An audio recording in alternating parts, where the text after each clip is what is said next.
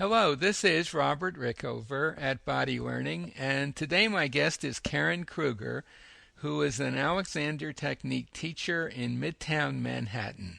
She's been teaching about 3 years. She had a law career of some 25 years before she became a teacher. And a few months ago, we're talking sort of late summer 2013, a few months ago, there was a video produced by Bloomberg News, an interview with her about the Alexander Technique, which generated quite a bit of publicity in general in the Alexander world. I think it's on YouTube. It's certainly in the top 10 Alexander videos. And it also resulted in her and Karen getting a lot of new clients. And we're going to talk today a little bit about her experience with that and what she learned that might be useful for other Alexander Technique teachers who want to expand their practice. Karen, welcome to the show. Hi, Robert. Thank you. Could we start by just maybe telling our listeners a little about your early experiences as a teacher after graduating, and how that all changed when the Bloomberg video came online? Sure. Well, when I first went out into teaching on my own, I decided early on that I would take my time about building my practice because I had been a lawyer for so long, as you said. I didn't need to have a huge income coming in, and my goal for myself was and still is to have as many students as I need to feel really engaged in teaching and to keep learning and to really help some people, but not to feel like I had to get a huge business right away. So that was actually really nice because I realized it allowed me to be a bit less attached to results. So I mostly got my students through word of mouth. Every once in a while, someone would refer a friend. I had one lovely student who keeps giving her friends birthday lessons, and some of them become new students, that kind of thing. And when people would ask me, how's the teaching practice going, my standard answer, which was always true, was, well, it's great. I'm enjoying it, and I could use a few more students. And I was thinking maybe three or four more students than I had. So I did this interview, which was done by Bloomberg Law, which is a unit of the Bloomberg empire, but it's aimed directly, specifically at lawyers.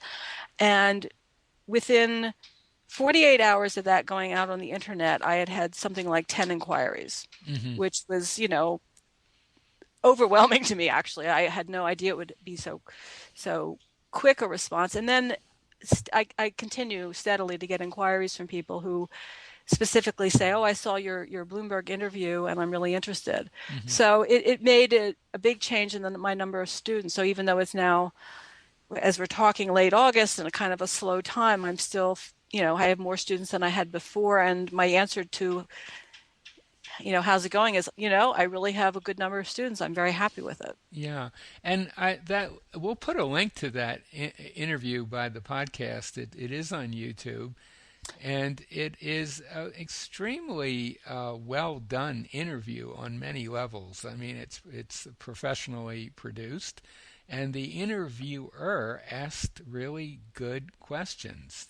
Wasn't he great? I He was was very fantastic, impressed. and a Yeah. lot of times, that isn't what happens. It wasn't even what I expected to happen because the idea of the series that he does is to find out about people's transition from being lawyers to doing other things, and he often asks a lot of questions about, how did you make this change, and what about your legal career is helping you in your new career. So I was a bit surprised when he showed up actually being extremely interested in the Alexander Technique. He had done his homework, so Absolutely, that he was had done great. his Yeah. homework. Yeah, and it seems like I mean, I think it's a generally very effective interview at attracting people to explore the technique, but it certainly had a niche component of attorneys, right? Of Yes. which there are perhaps way too many in New York City. I view lawyers in general, and specifically big firm lawyers in New York, is the great untapped market for the Alexander Technique. I would think so, yeah. Yeah, I mean, I think lawyers, first of all, have a great need on many levels for the work that we do. A lot of them experience significant physical difficulties stemming from the stresses of their jobs. And they tend to be very cerebral, analytical people for whom this approach that is all about thinking is quite appealing. Hmm. I think often the Alexander Technique gets grouped with other things that are more Eastern in origin or more esoteric and vague. But to me, it's a very simple, practical, analytical approach to life that ought to appeal to that kind of audience. Hmm. You know, one of my very first students when I first started teaching in Toronto was an attorney, a trial attorney, and um, I really didn't know much about that world, but the way she described it is you've really got to keep track of a lot of stuff in the courtroom. I mean, you obviously have to be aware of the jury and the judge and the demeanor of the person you're representing, and it is definitely a performance. Yes, it's like being an actor, but Hmm. you're also making up the script as you go along. Right, So and you're not, the stakes can be. She was a criminal defense attorney, and the stakes are were very high, you know. yes, And she was someone who took her job very seriously. I know that from talking to her, and she said that her take on the Alexander technique was that it was a way for her to be present in the moment and not lose track of the ideas that she wanted to make sure got out there that's great. from before the moment, as it were, you know. That is so true, and I've had that experience with the Alexander Technique in a number of different avenues. But I think for communicating to people, to lawyers, it's important to keep in mind that this is not just something that helps with pain, but it's a performance tool. Hmm. And so I like to make sure that people know that actors use this, musicians use this, and whether you're a courtroom lawyer or you're a lawyer who negotiates, no matter what you do, you are always performing because you are interacting with people Hmm. and presenting yourself. And And attorneys do a lot of negotiating as well, and that certainly yes, there's a lot of body language issues there, and just generally how you put your case across exactly. is yeah. Yeah. So okay, the video came out, your practice boomed, and you're still getting, because I think in part because that video was so well produced and was so good, you know, and it wasn't too long, it was just the right length.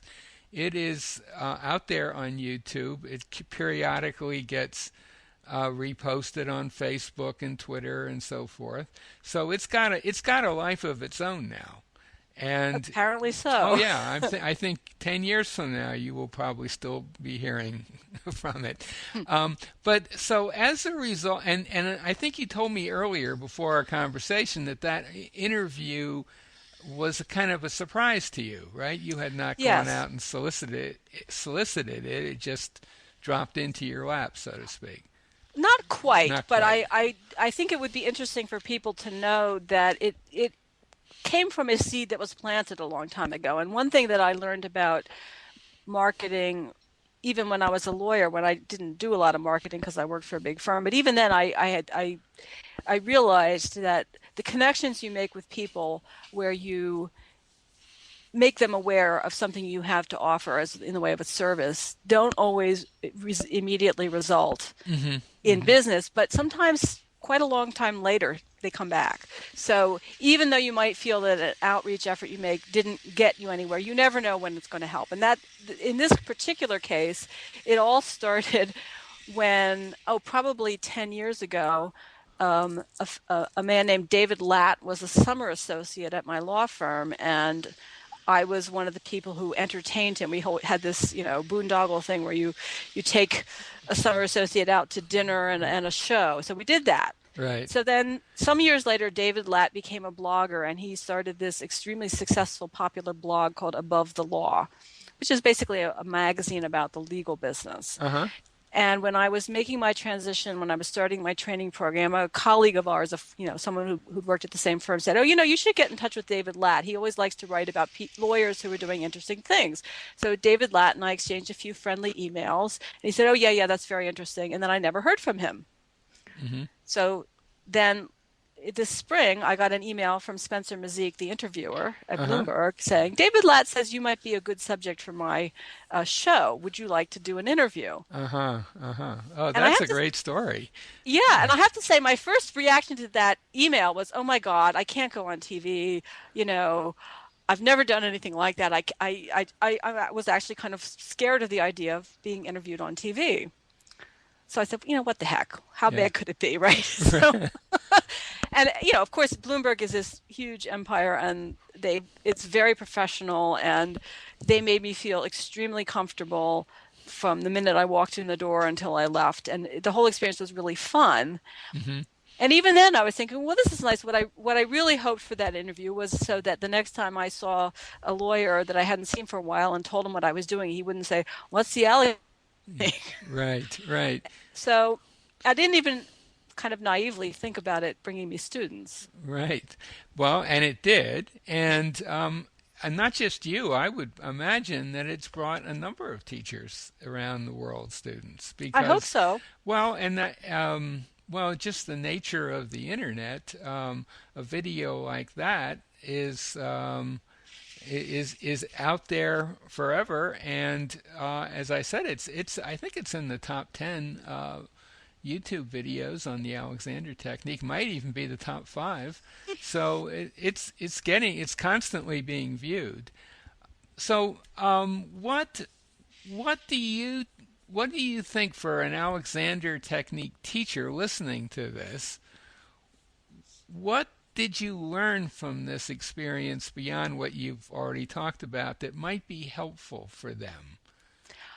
I think it's important that when we talk about the Alexander technique to be simple and clear, but Mm-hmm. also keep in mind who our audience is.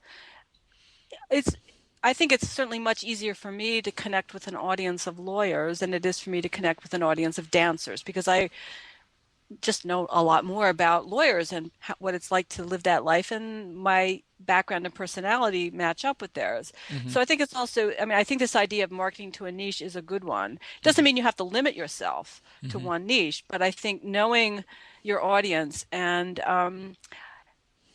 the other thing is, I would say, I feel like in that interview, I watched it again before this conversation because I wanted to be sure it was fresh in my mind.